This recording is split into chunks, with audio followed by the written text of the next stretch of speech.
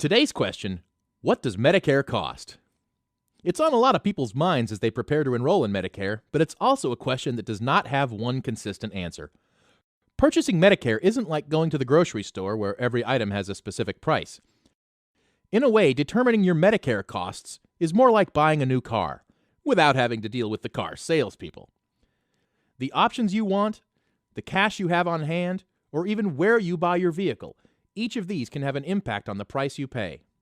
For Medicare, factors that impact your costs include which parts of Medicare you'll want to receive, how many years you've worked, how much money you earn, and whether you've chosen Original Medicare, which is administered by the government, or a private Medicare Advantage plan, which is offered by insurers throughout the country.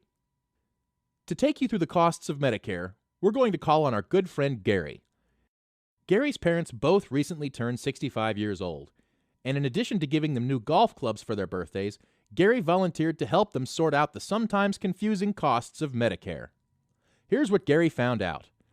First, he and his parents got acquainted with the various parts of Medicare from A through D.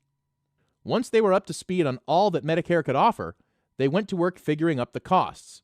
Since both of Gary's parents worked for more than 10 years, Medicare Part A, which covers hospital stays, didn't cost his parents a penny.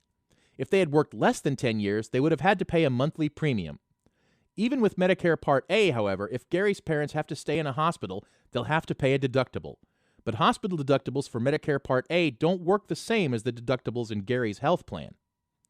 Under Medicare, Gary's parents would have to pay the deductible each time they were admitted to the hospital, and the cost would depend on the amount of time they stayed.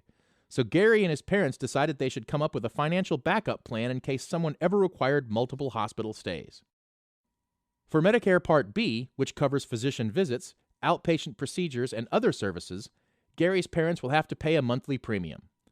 The premium is about the same for most people. There's also a small deductible with Medicare Part B. To save money, Gary suggested his parents choose doctors and healthcare providers who accept assignment, which means those medical professionals accept the amount that Medicare pays for a visit or service. If Gary's parents choose a physician who charges more, they will have to pay the difference. Gary's parents could also choose to have their Medicare Part B covered by a private insurer through a Medicare Advantage plan. For Medicare Part D, which is the prescription drug section of Medicare, once again, Gary's parents would have to pay a monthly premium. Medicare Part D is not available through the federal government, but only through private insurers. To figure out the best alternative, Gary and his parents compared the different plans' costs based on the prescription drugs they would need. They also found out that if they do not enroll in a Part D plan when they first become eligible, they might be subject to a premium penalty if they decide to enroll later. Once Gary sat down with his parents, it was easier for all of them to make decisions. They now know that Medicare Part A would not require a monthly premium, but Parts B and D would. In addition, they all decided they should look into purchasing supplemental insurance to cover services not covered by Medicare.